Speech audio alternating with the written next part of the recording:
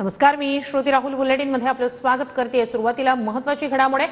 पालकमंत्री पदावरून महायुतीत रस्सीखेच होण्याची शक्यता आहे। एकनाथ शिंदे ठाण्याचं पालकमंत्रीपद स्वतःकडे घेणार की सरनाईक यांना देणार हा प्रश्न निर्माण झाला असतानाच ठाण्यात भाजपच्या गणेश नाईक यांचं नाव सुद्धा चर्चेत आहे। तर पुणे, रायगड आणि बीडमध्ये सुद्धा पालकमंत्री पदाच्या मुद्द्यावरून जोरदार रस्सीखेच आहे। ठाण्याचं पालकमंत्रीपद कुणाला? महायुतीत रस्सीखेच। उपमुख्यमंत्री एकनाथ शिंदे, प्रताप सरनाईक शिवसेना, गणेश नाईक भाजप। पुणे जिल्ह्याचा पालकमंत्री कोण?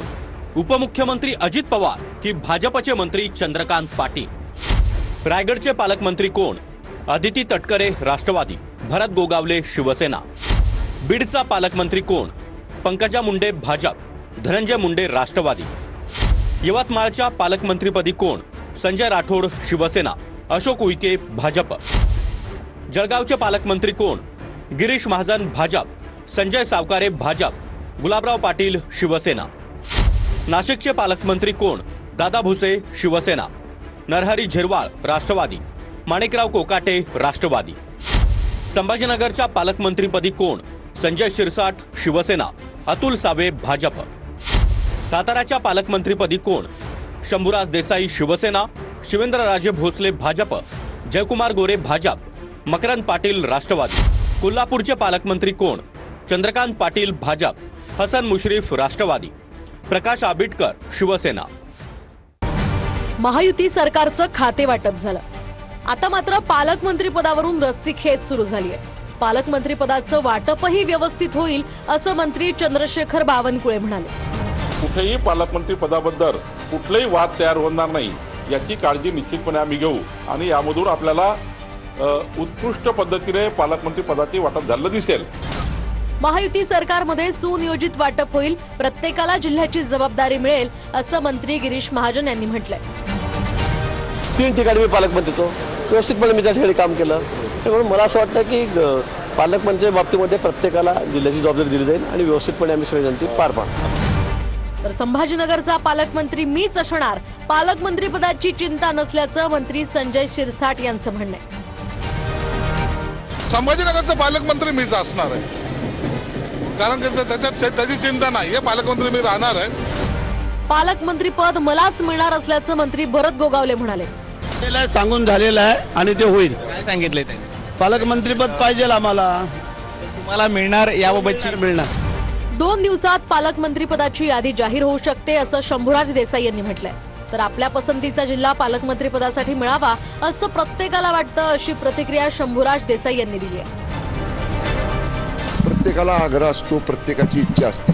ज्याला त्याला वाटतं की आपल्या पसंतीचं खातं मिळावं, ज्याला त्याला वाटतं आपल्या पसंतीचा जिल्हा पालकमंत्री म्हणून मिळावा। पालकमंत्री पदाचं सुद्धा वाटप करताना हे तिन्ही नेते महायुतीतला बरोबर समतोल सगळा राखतील। थोडा धीर धरा, कदाचित 2 दिवसामध्ये आपल्याला ते खाते वाटप तुमचं पालकमंत्री पदाची सुद्धा यादी कळेल। दरम्यान उपमुख्यमंत्री एकनाथ शिंदेंनी मला मोठं खातं दिलं, पालकमंत्री पदाची गरज नसल्याचं मंत्री प्रताप सरनाईक म्हणाले। प्रताप सरनाईकला पालकमंत्री पदाची गरज नाहीये, कारण शिंदे साहेबांनी एवढं मोठं खातं दिलेलं आहे। तर कोणत्याही जिल्ह्याचं पालकमंत्री पद मिळालं तरी अडचण नसल्याचं गणेश नाईकांनी म्हटलंय। पालकमंत्री पद कुठल्याही जिल्ह्याचं मिळालं तरी सुद्धा प्रॉब्लेम काही नाही। जनतेची कामं करण्यासाठी शेवटी महाराष्ट्रातली जनता सगळीच आपले, जिल्हे सगळे आपलेच आहेत। कुठल्याही जिल्ह्याचं पालकमंत्री पद मिळालं तरी आपल्याला आनंद मिळेल।